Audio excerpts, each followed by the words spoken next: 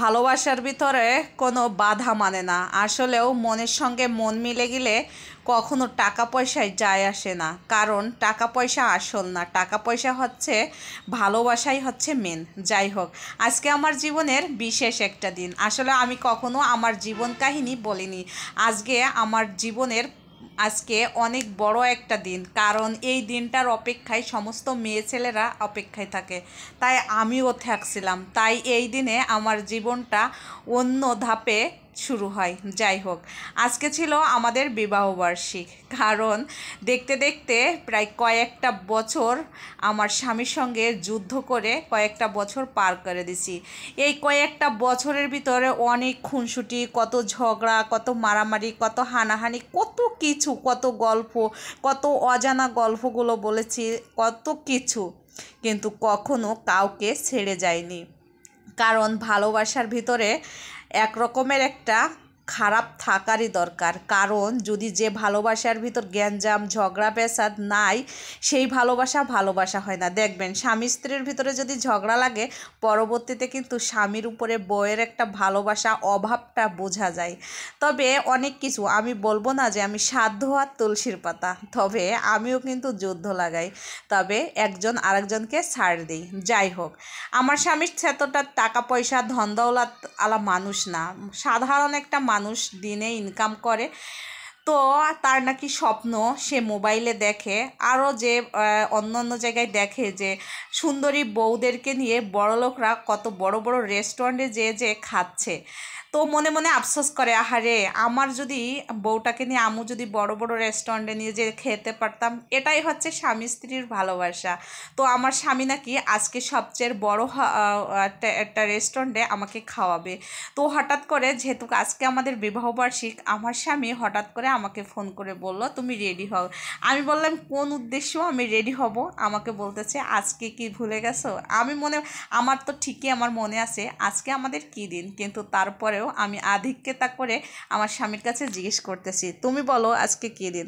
আমাকে বললো, কি দিন আর অদিন হোক না, চলো আজকে তোমাকে এক জায়গায় নিয়ে যাব, সবচেয়ে খুলনার বড় রেস্টুরেন্টে নিয়ে যাব। আমি বললাম, খুলনার বড় রেস্টুরেন্টে নিতে গেলে কত টাকার দরকার তুমি জানো? আমাকে বলল, আমি না তোমার জন্য একটা বছর ধরে এই রেস্টুরেন্টে খাবো বেলাই টাকা মানে গুছাই গুছাই রাখেছি। বড় লোকরা দেখি যে অনেক বড় বড় রেস্টুরেন্টে গাড়িতে করে যায়, কিন্তু কোনো দিন তো আমাদের গাড়ি কেনার সামর্থ্য হবে কি না জানি না। তবে আজকে আমি তিল করে এই বিবাহবার্ষিকে তোমাকে বড় রেস্টুরেন্টে খাওয়াবো। কারণ শুধু বড় লোকদের মন আছে, আমাদেরও মন আছে, হয়তো বা আমাদের সামর্থ্যে কোলায় না, তাই আমি তোমাকে নিতে পারিনি। আর আমার স্বামী নাকি এই সারপ্রাইজটা দেওয়ার জন্য আমাকে সে অনেক অপেক্ষা করছে। তাই আমরা চলে গেলাম সবচেয়ে খুলনা রাজমহল। এখানেই হচ্ছে খুলনার সবচেয়ে বড় ভিআইপি একটা রেস্টুরেন্ট। আমি তো অবাক হয়ে গেলাম যে আমার স্বামী এত বড় একটা রেস্টুরেন্টে আমাকে নিয়ে আসছে। আমি বারবার করে বলতেছি যে তুমি এই রেস্টুরেন্টে আমাকে নিয়ে আসছো, তোমার অনেক টাকা বিল হবে, যাও তুমি এখানে। আমাকে সে বলতেছে, আজকে তোমার জন্য ফ্রি, 10টা না 5টা না, আমার একটা মাত্র বউ। আরে ওদের বড়লোকদের বউদের থেকে আমার বউটা কি সুন্দরী কম, যে তাইতে আমি আমার পাশে দিয়ে আমার বউকে খাওয়াইতে পারবো না? আমি শুনে এবার হাসতেছি। তো যাই হোক, যেহেতু অনেক দূর থেকে আমরা গেছি, আমি বড়ই ক্লান্ত, তাই আমার হাজব্যান্ড আগে আমাকে একটা কোকোকলা দিছে, বলে ঠান্ডা খেয়ে আগে রেস্ট করো। তো এখানে খাবার অর্ডার করতে হলে আগের থেকে, যেহেতু এখানে বড় একটা রেস্টুরেন্ট, তো আগের থেকে যেগুলো বাহিরের খাবার যেহেতু, তো অর্ডার করতে হলে প্রায় আধা ঘন্টা পরে খাবারগুলো আসবে রেডি হয়ে। এক একটা করে খাবার অর্ডার করতেছে আর এক একটা করে আসতেছে। তো আমার স্বামী আমাকে আজকে বলতেছে, তোমার জন্য আজকে অনেক কিছু গিফট আছে, আর তোমার জন্য আজকে অনেক ফ্রি।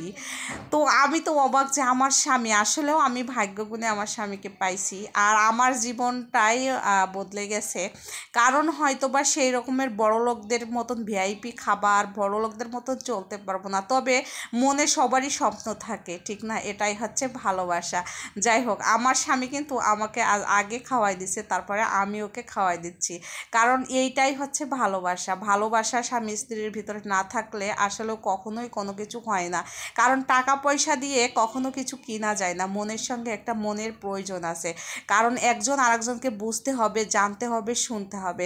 আজকে যদি আমার স্বামীর টাকা নেই, সেটা আমি জেনেও যদি আমি তার কাছ থেকে দাবি করতাম সবচেয়ে খুলনার বড় একটা রেস্টুরেন্টে নিয়ে যাও, কিন্তু আমি যতটুকু চেয়ে যদি তার কাছে না পাতাম, তার চেয়ে বেশি কষ্ট পারতো সে।